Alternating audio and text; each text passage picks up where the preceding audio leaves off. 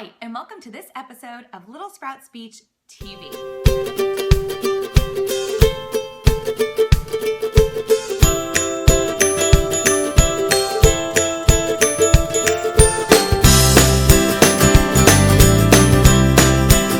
Grab your pen and paper because today we are talking about how to have fun and build language on a budget. So let's say, you see all these fun activities when you take your child to speech therapy or occupational therapy and you feel like, oh my gosh, I need to purchase all these materials so that my child will make progress. No, you don't. I'm going to tell you right now, you don't need to buy all those fancy things. Language happens every day. Once in a while, there may be a tool that your child does need and it might be a good idea to spend the money on that. But just the games and the kinds of things you might see go on in speech therapy are not necessarily something that you need to go out and invest in all the time. You can actually take whatever your child's working on and apply it to something you have in your house. And I'm going to challenge you to do that this week. I'm going to give you an example using a pot and a wooden spoon. And I'm going to give you 3 tips of how you can build language using this pot and the wooden spoon. And your job this week is going to be to figure out what else you have laying around your house that you can use to do the same exact thing. Okay? So first tip is going to be create music. A lot of our kiddos, even if they're not talking, they love music, and you can have so much fun making music with a pot and a wooden spoon, for example, or Tupperware, and language doesn't have to be involved, but there can be language going back and forth between you and your child in terms of a communication. And you may be saying, oh, turn the pot over. Okay, now bang, bang, bang, bang.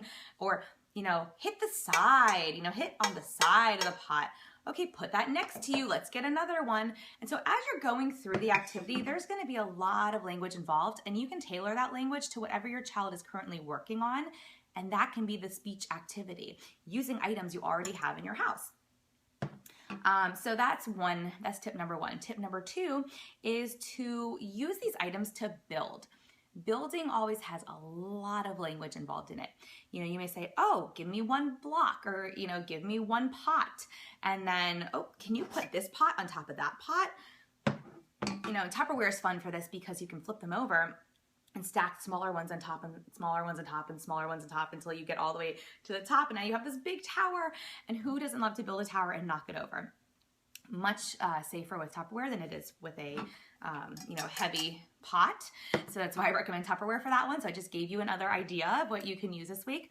But build towers. You can talk about buildings. You can use the verb words, like action words. We're building. We're putting it on, or so on and so forth. Or you can also focus on what they call prepositions, which are the words like in, on, under, next to, behind, in front. Oh, I put it, it's behind me. Where'd it go? Oh, behind me. Yeah. Oh, I'm bringing it back in front. Okay, now let's flip it over. Put another one on top. Oh, the spoon is in. Let's take it out. So you can see how it's very simple just to come up with ideas when you put your mind to it of how to incorporate this kind of language using what you already have in your house. Don't need to go out and buy different activities or, $30 speech pathology based games or sets that they sell on some of these learning websites. And then tip number 3 is play in the dirt. Why do I say this? Well, when I asked you guys about a week or so ago if you prefer to play inside or outside, I think 100% of you that responded said outside. We would go, like, some of you said, we'll go stir crazy if we stay inside, get us out. So the goal here is to go outside, play in the dirt, put some dirt in the pot or in a Tupperware, stir it, make a dirt cake, make some dirt pasta.